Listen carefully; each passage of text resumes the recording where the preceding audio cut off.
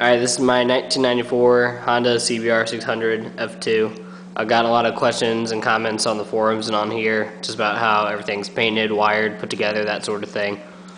This is my first bike that I've ever had, so put a little time and money into it to get it where it's at now. First off, the paint, the red and black paint for the rear sets, passenger pegs, levers, bar ends, and then the black for the tank, frame, subframe, forks, triple tree is just this Valspar gloss interior exterior paint got from Lowe's.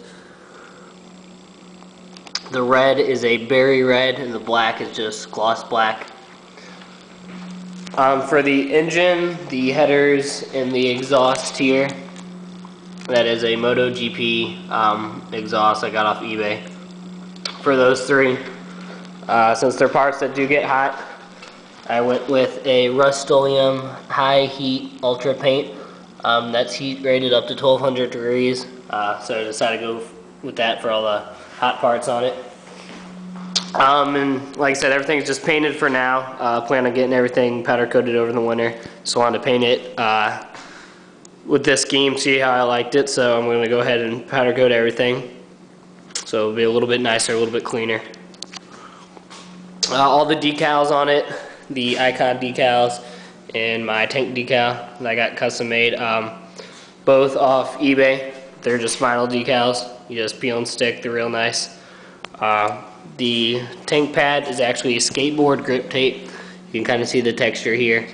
It's the same grip tape that I used on the top of the tank. And that is, like I said, the skateboard grip tape out of a skate shop, comes in a roll.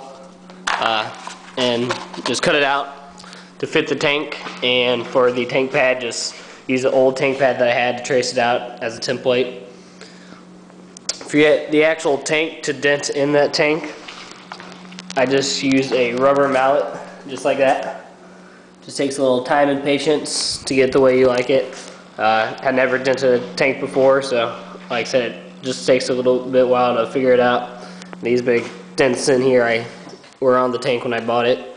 Didn't even know they were bonded over, and when I started denting in the tank, chipped off and kind of show those. The wheel stripes on the wheels, the red wheel stripes there. Once again, got off eBay. A lot of parts on the bike got off eBay, and they're pre-curved stripes that just go right on the rim there. Just make sure the rim's nice and clean. And they're pretty easy to put on. Probably took me about half an hour to do both sides of both wheels. They give you a couple extra strips, as you saw, which is kind of nice. Parts on the bike. It's a 98 F3 seat. See, it's a little bit different than stock F2 seat. It's a 01 F4i taillight. Like I showed you earlier, the MotoGP exhaust, pretty loud exhaust. You can see it in some of my other videos. Got to fly by and walk around with it going on. Got a Garmin GPS. Some people want to know how this is mounted. It's not zip tied or bolted. It's actually just Velcro. Which I decided to go with the Velcro. That way I don't have to worry about, if I'm sitting out anywhere, about anyone cutting zip ties or unbolting it and going off. Like I said, it's just a Garmin GPS. And those are pilot driving lights got from AutoZone for about 20 bucks. And those are just mounted to the actual frame, if you can see there. And they're wired into the bike's high beams. So let's go ahead and flip the high beam switch. Got my lights there. And yes, they're bright enough to drive at night. Got a couple questions about that. So like I said, they're not running headlights. They're actually wired into the bike's high beams. It's got some spiked bar ends that, once again, off eBay.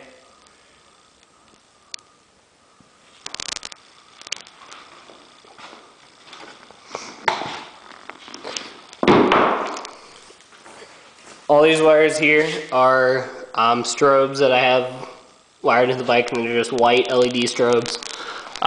Mounted under here, you can't really see the switch because everything's blacked out. but it's got the controls down here. For the speed, they're adjustable. They're on a couple different circuits, so you can time them whether you want to run together or alternate, and then you can go ahead and adjust the speed as well. Kind of nice. Got one under the seat there, one under the tank, and then there's one under the subframe as well, if we can get under there.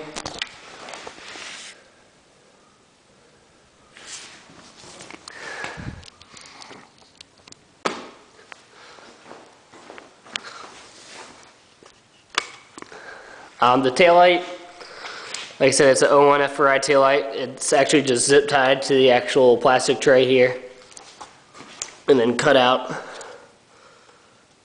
a little piece of the license plate holder to go ahead and fit it in there real snug. It's not going anywhere.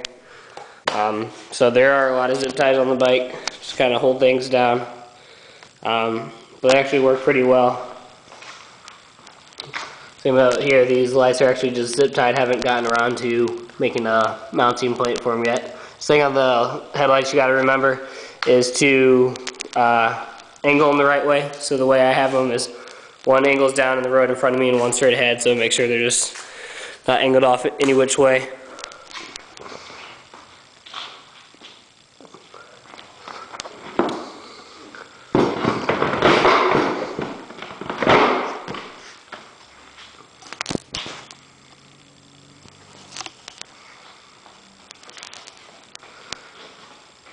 So yeah, that's about the questions I got on it, just about, like I said, how everything's wired, put together, that sort of thing.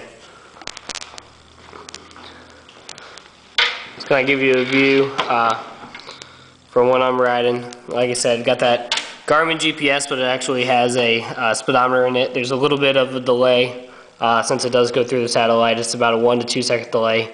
Really not that big of a deal when you're riding around. Once you start cruising, that 2 second delay really isn't going to throw you off at all. Not a big deal at all.